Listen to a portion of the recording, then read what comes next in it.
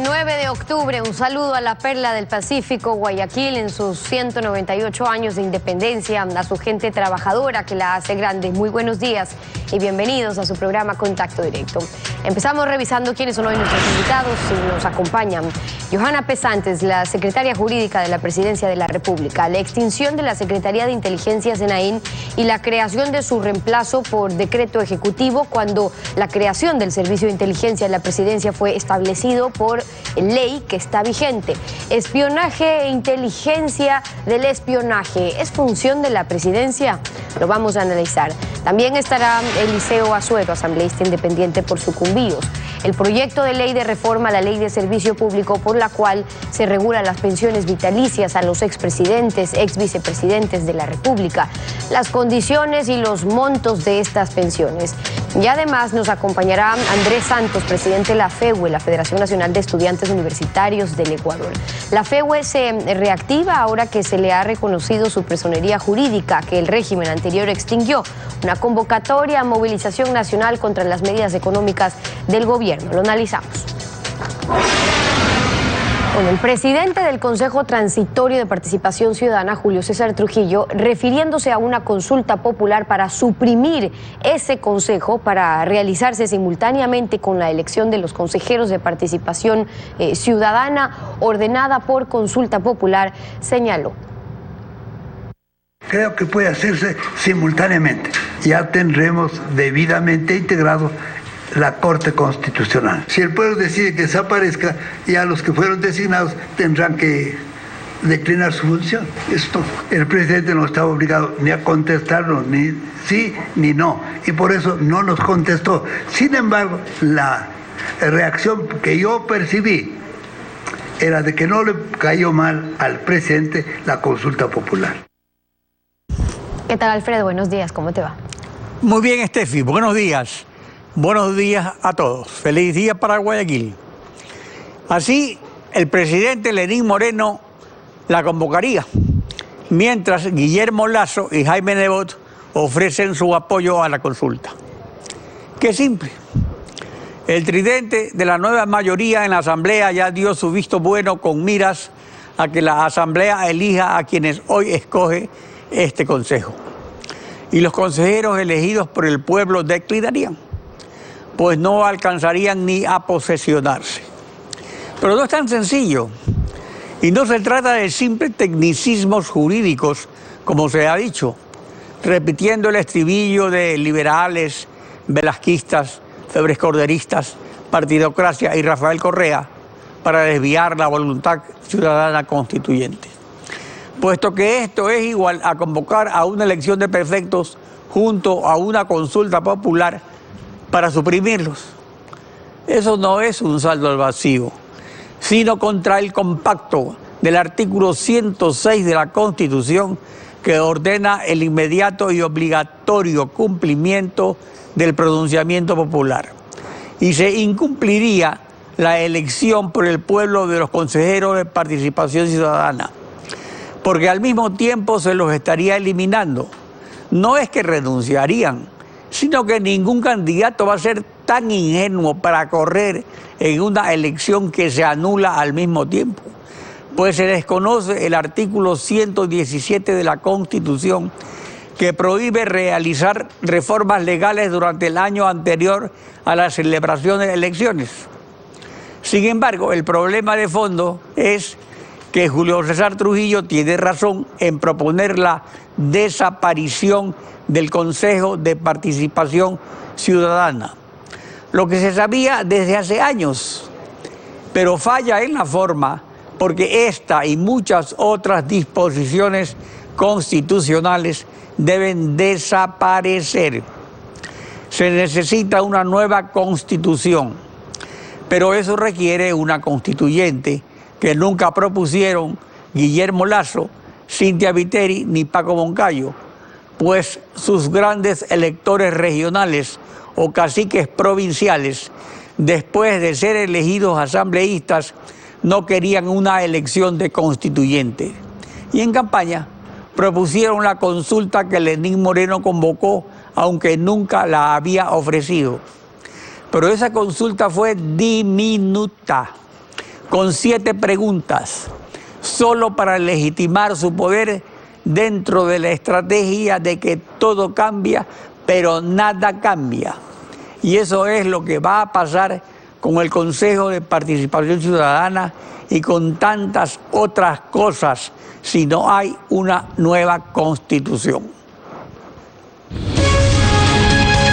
La actualidad, los protagonistas, el análisis y la información en Contacto Directo.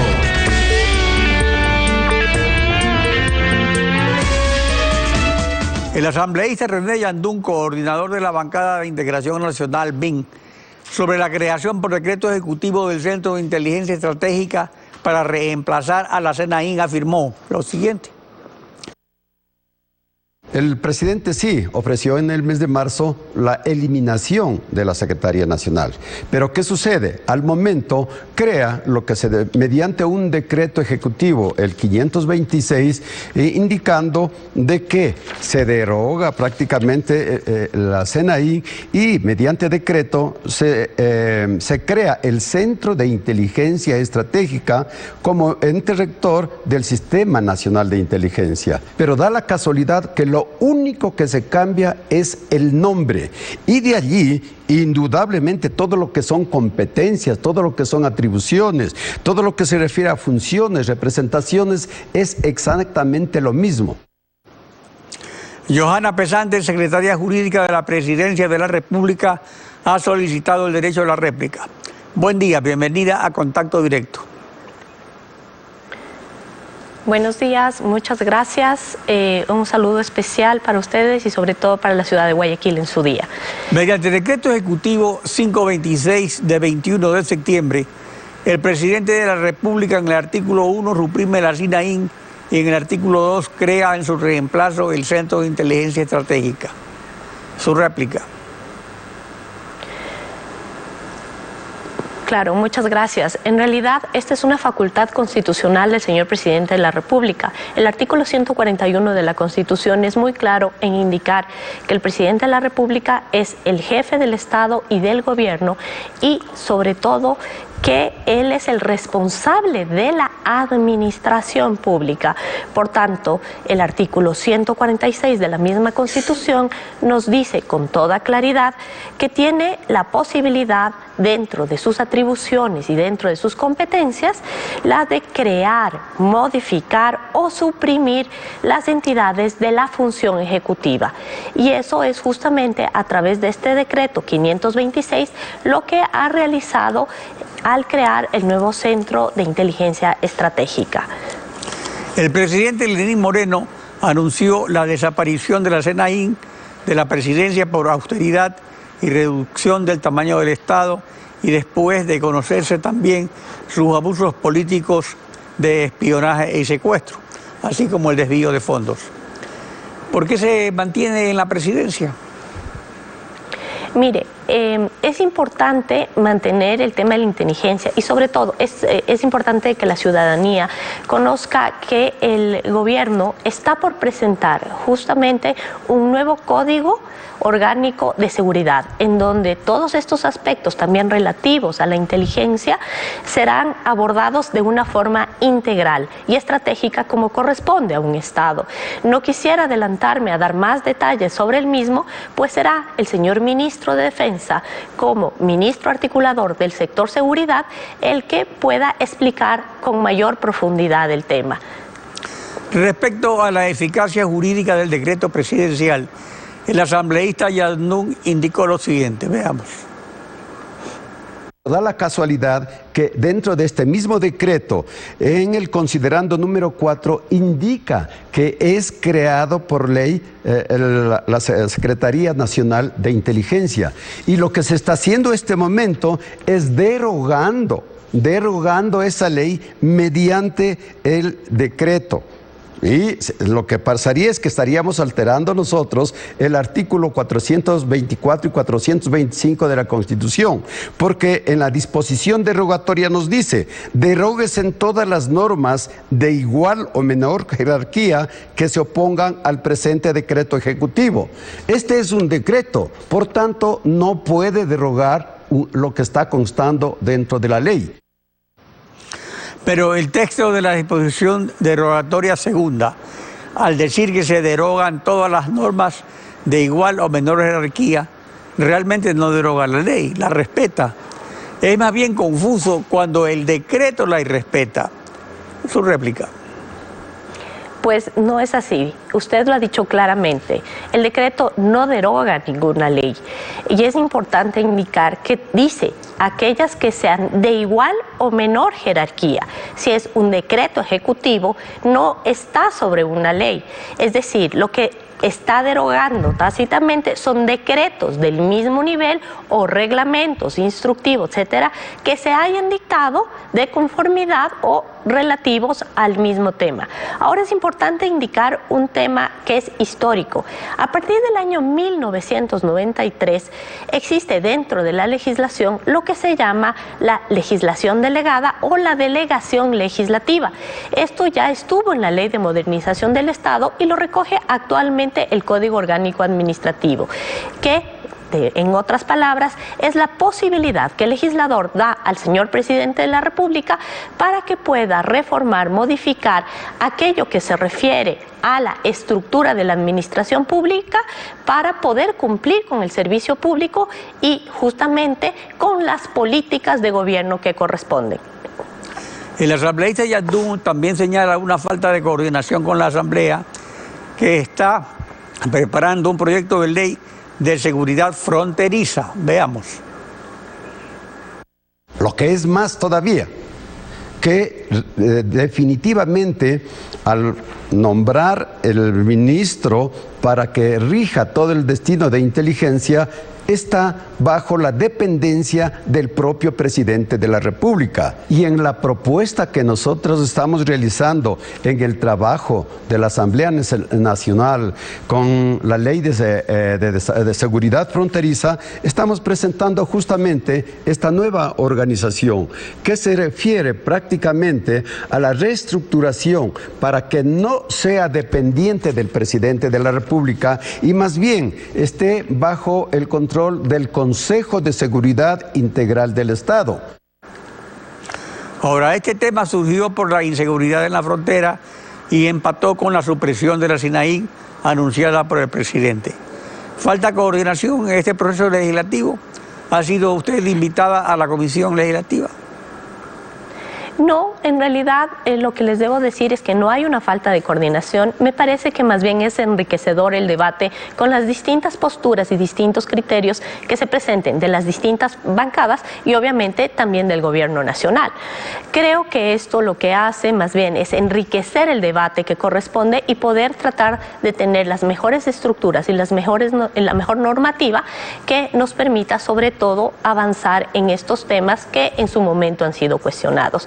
No veo ningún tema de falta de coordinación, inclusive los ministros, sobre todo aquellos del sector del área seguridad, han ido por varias ocasiones a la Asamblea y estoy seguro que ahora con la presentación de la nueva norma, que lo haremos en los próximos días, también ellos explicarán bajo la estructura que corresponde dentro del sistema integral y estructural de la seguridad del Estado.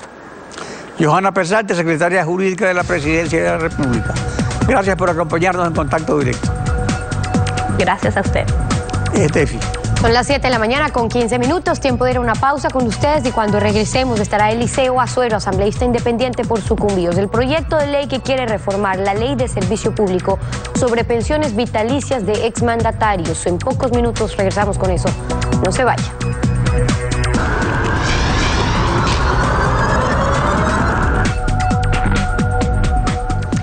Eliseo Azuero, asambleísta independiente por Sucumbíos, bienvenido a Contacto Directo.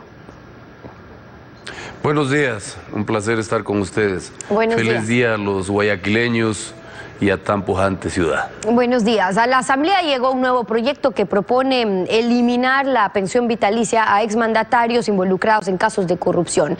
En junio ya usted había presentado otro proyecto pidiendo que se revise pues cuáles son los casos en que los mandatarios se merecen o no esta pensión de por vida, esta pensión vitalicia. ¿En qué casos puntuales proponen que se pueda eliminar esa pensión? Mire, realmente es aberrante el hecho de que hayan personas que han sido condenadas por delitos a reclusión o a prisión y que sigan percibiendo los recursos de los ecuatorianos como que aquí nada hubiera pasado.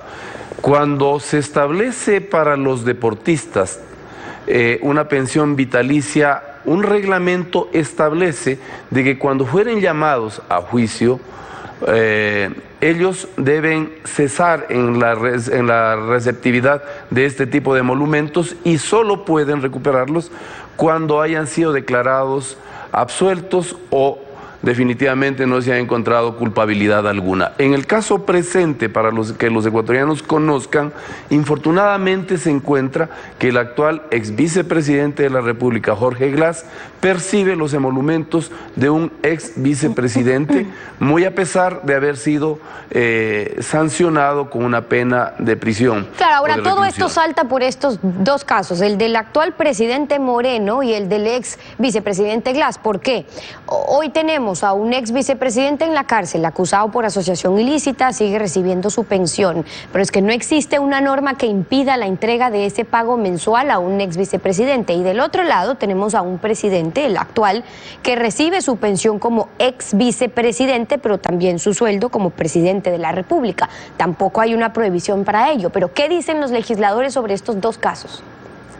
Precisamente eso es lo que se pretende normar. El artículo 135 de la Ley Orgánica de Servicio Público, LOSEP, establece, y en el 136, cómo se han de entregar estos recursos y bajo qué parámetros. Ahora hay que precisar de manera mucho más concreta sobre cómo debería funcionar este tipo de reconocimiento a un ex vicepresidente o expresidente de la República. Por ello, el planteamiento está en el siguiente aspecto.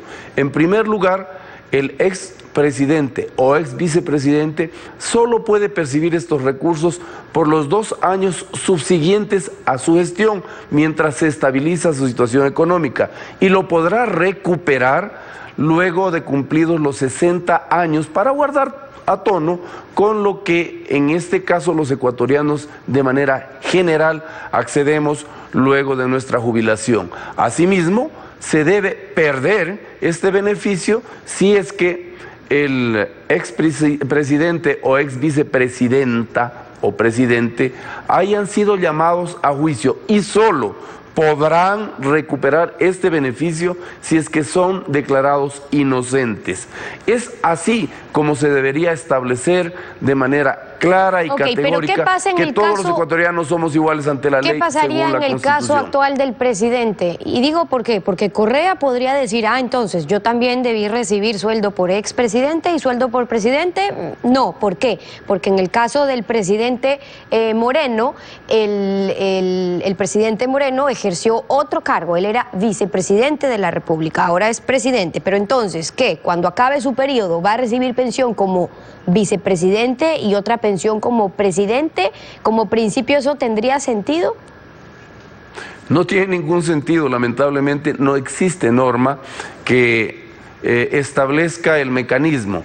Él, de acuerdo a la propuesta que estamos haciendo, debería percibir el sueldo de presidente que actualmente ejerce y dejar de lado aquel de vicepresidente. En los actuales momentos, él percibe sobre los $9,600 que le corresponden por haber sido ex vicepresidente y porque actualmente ostenta un sueldo. Ahora, hay otros casos de ex vicepresidentes que asumieron como presidentes, Hurtado, Palacio, Noboa. Ellos están recibiendo pensiones como presidentes porque la ley dice que el vicepresidente que en cumplimiento de la Constitución tiene que asumir las funciones de presidente de la República y que concluya ese periodo para el cual fue electo, tiene derecho a la pensión establecida como presidente. Ahora, ellos están recibiendo entonces una sola pensión. Definitivamente, y es así como debería normarse, por eso es la propuesta. Definitivamente tiene que caber la posibilidad de que solo perciban una remuneración por, ya sea vicepresidente, en el caso de que no hayan accedido a las funciones de presidente para culminar el mandato para el cual fue elegido su principal. En todo caso, lo que se establece es una suerte de normatividad que haga que los ecuatorianos nos sintamos, como la Constitución dice, iguales ante la ley. Lamentablemente, muchos de los expresidentes y ex vicepresidentes posiblemente no tendrían derecho a este tipo de remuneración, toda vez de que su paso por el poder fue más bien devastador para el interés nacional. Ahora, lo que pasa es que eso puede ser según quien lo ve y cómo se lo mida, pero ¿qué dice, por ejemplo, legislación internacional en distintos países en el reconocimiento justamente de este tipo de pensión para quien ha llegado, nos guste o no, a ser presidente o vicepresidente en una nación? El reconocer una pensión vitalicia a un expresidente es como reconocer un pago por jubilación, por pensión, por haber sido o ejercido ese cargo. Si mañana se ponen más excepciones a que se pueda cumplir justamente para quienes puedan recibir más bien esa pensión o no, ¿no caerían en el riesgo de poder manipular a quién le dan, a quién le quitan, o más bien que se afecte ese principio que rige en varios países del mundo?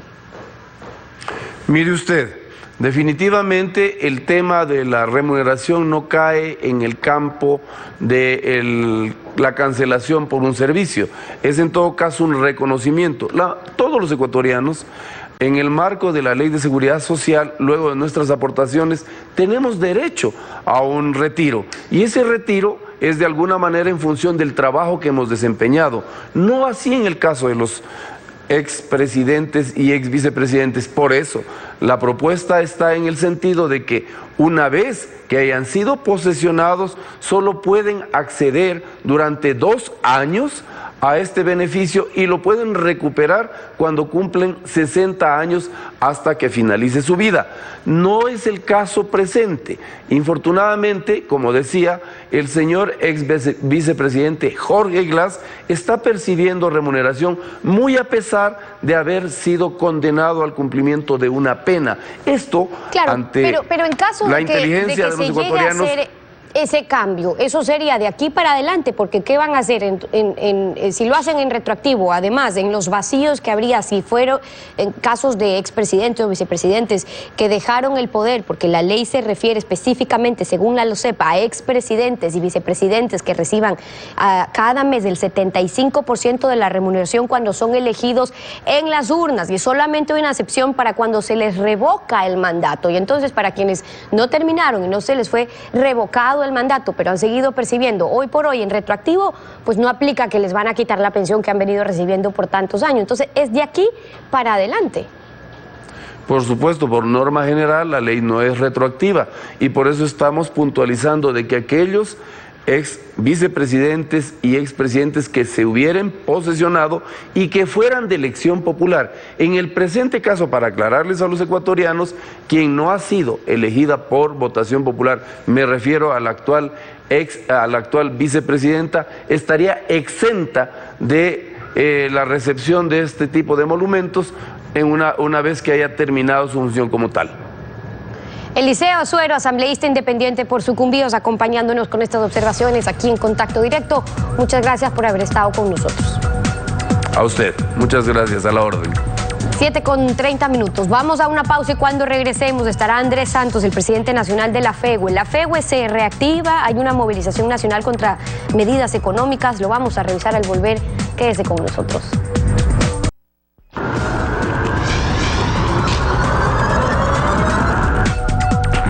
El 14 de diciembre de 2017, la CENESID reconoció la personería jurídica de la FEWE y la directiva nacional presidida por Andrés Santos. De acuerdo al decreto ejecutivo 193, dictado por el presidente Lenín Moreno para el otorgamiento de la personalidad jurídica a las organizaciones sociales. Andrés Santos, presidente nacional de la FEWE, buen día, bienvenido a Contacto Directo. Muy buenos días, Alfredo. Un saludo fraterno a Guayaquil por sus 198 años de independencia.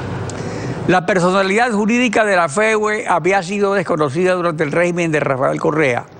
Hay reclamos pendientes de la FEWE ante el gobierno o la asamblea por casos de criminalización de la protesta social.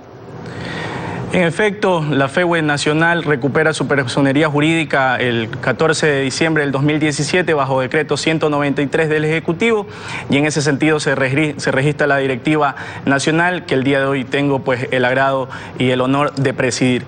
El día miércoles 10 de octubre, mañana, nos convocamos los universitarios de todo el país, y no solo en la ciudad de Quito, sino en todo el territorio nacional, porque no estamos de acuerdo con la última ley de fomento productivo aprobada en contra del acoso sexual en las universidades, así como también la falta de objetividad de algunos organismos de control que están transgrediendo la autonomía universitaria.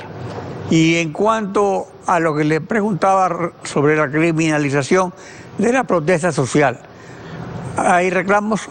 Totalmente de acuerdo. Nosotros como Federación de Estudiantes siempre hemos creído que la protesta con propuesta debe estar pendiente y debe estar vigilante siempre en la calle en defender las causas de los universitarios. No hay ningún capítulo de la historia de la Universidad Ecuatoriana donde los estudiantes no hayan sido parte de ese proceso reivindicador de derechos.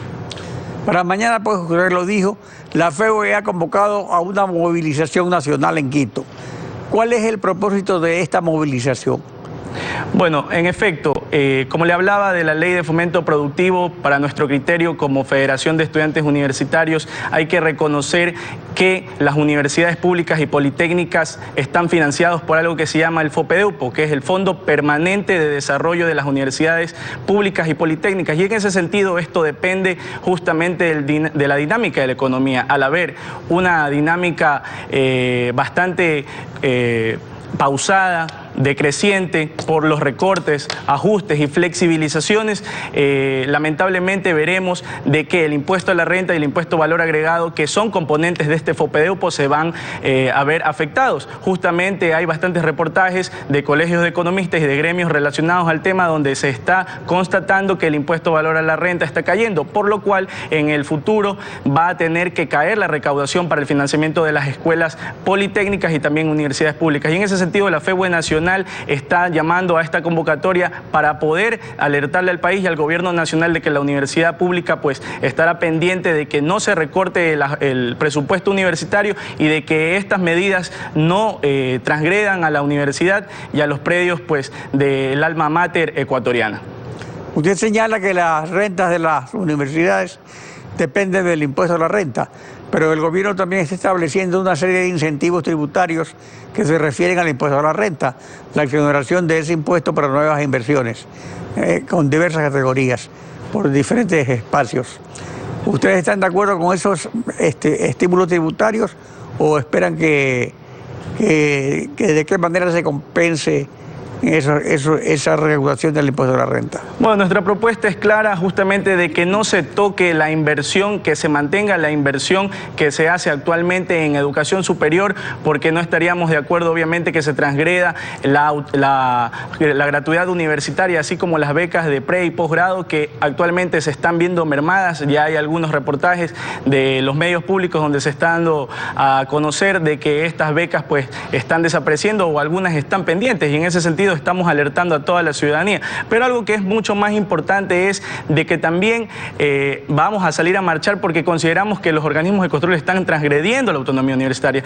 Tenemos el caso más visible y más lamentable en la Universidad de Guayaquil, que actualmente tiene 2 rectores, uno que se ha convocado, que se ha posesionado por el Consejo Universitario, y otro que está autoproclamado, la vicerrectora actualmente, y en ese sentido nosotros estamos alertando a la ciudadanía de que el sistema de educación superior vive una inestabilidad, vive una zozobra, vive bastante inquietud y bastantes cuestionamientos. Por eso también vamos a salir mañana a marchar. ¿Y ustedes apoyan a alguno de los 2 rectores? Bueno, nosotros estamos pidiendo que se cumpla con la ley. Actualmente hay un reclamo y una denuncia de esta Federación de Estudiantes Universitarios a que la rectora que se ha autoproclamado no cumple requisitos, y esto no nace de la Federación de Estudiantes ni nace de ningún organismo o estructura interna universitaria, sino más bien nace por un informe post-intervención del mismo Consejo de Educación Superior, donde dice que la que se ha autoproclamado rectora no cumple los requisitos, y en ese sentido llamamos a la cordura a la presidenta del CES, la doctora Catalina Vélez, así como al ministro Adrián Bonilla, para que puedan ser bastante acordes a la ley y pueda cumplirse esto que nosotros consideramos un peligro, porque no podemos crear un precedente negativo en la Universidad Ecuatoriana. Durante el régimen de mano dura del presidente Rafael Correa, las manifestaciones de la FEUE se convirtieron en un recuerdo del pasado.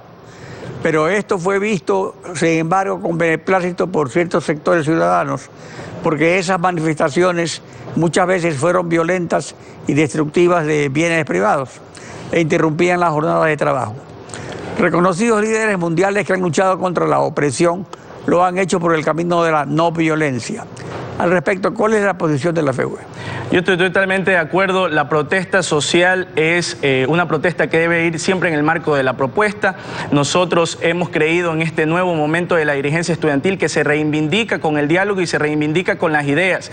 Lamentablemente hay casos negativos, como por ejemplo en la Universidad Central del Ecuador, cuando se agredió al rector de la universidad, y de ahí pues lamentablemente el movimiento estudiantil quedó estigmatizado, pero ahora vivimos momentos diferentes. Hace poco pasamos por una reforma a la Ley Orgánica de Educación Superior, donde la FEUE Nacional estuvo participando en todos los estamentos, tanto legislativo, ejecutivo, como las diferentes funciones del Estado, y pudo conseguir nuevas conquistas y nuevos derechos para todos los universitarios de todo el país.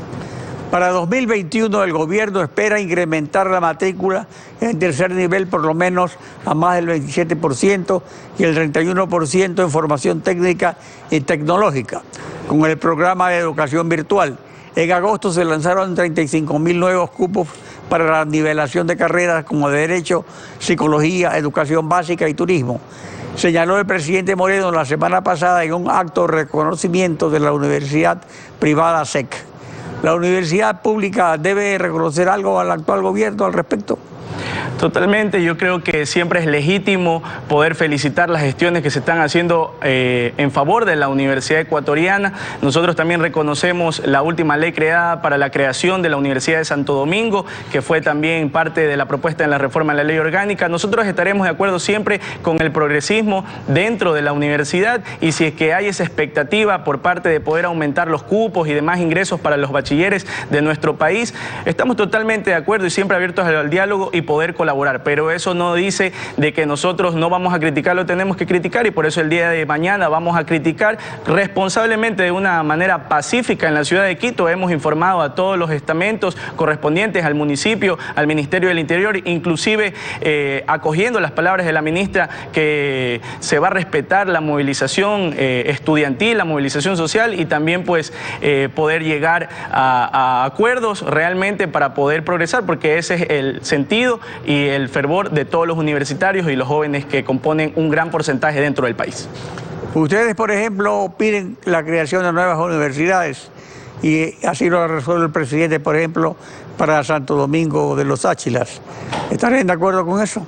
Claro que sí, lo acabo de decir. Obviamente creo que se debe apurar ese proceso de crear más universidades, de potenciar las universidades existentes, porque actualmente pues vemos este problema de los cupos, del ingreso a la universidad, que no es el problema del examen más bien, sino el problema de la deficiencia de cupos, porque vemos que estudiantes bachilleres sacan en gran porcentaje más de 800 puntos, y cuando llegan a la universidad se dan cuenta de que no hay cupos. Entonces el problema no es el examen, sino más bien la infraestructura, y eso debe reconocer el Estado ecuatoriano, y tiene que tener que potenciarlo para poder nosotros progresar como país.